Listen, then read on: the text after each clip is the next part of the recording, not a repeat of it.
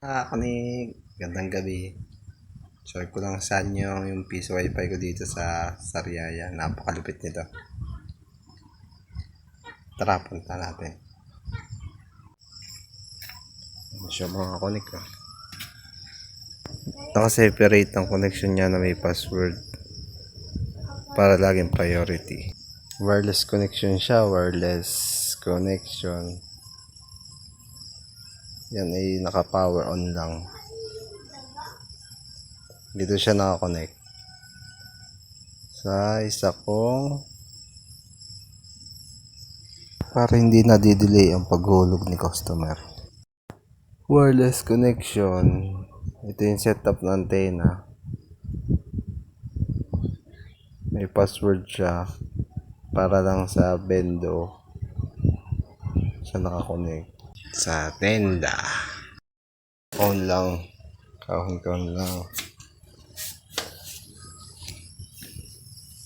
Punta naman tayo sa router. Doon nakakonect siya sa fiber. Pupunta dito sa isang ito sa AP na to. Sa tendang ito. Tapos itong isa papunta sa labas. Papunta dun sa antena sa labas. Tapos itong isa papunta sa TV. Itong kulay blong to. Para hindi siya naka wifi siya. Yung TV namin. Papakita ko sa inyo yung TV namin. TV box lang po ang gamit namin kasi hindi siya smart TV. So, yung kulay blue. Ayan, mainit po kasi kaya ilabas ko siya sa kanyang kahon. Papakita ko naman sa cellphone yung connection ng piso wifi. Ito yung setup. Ito yung kulay puting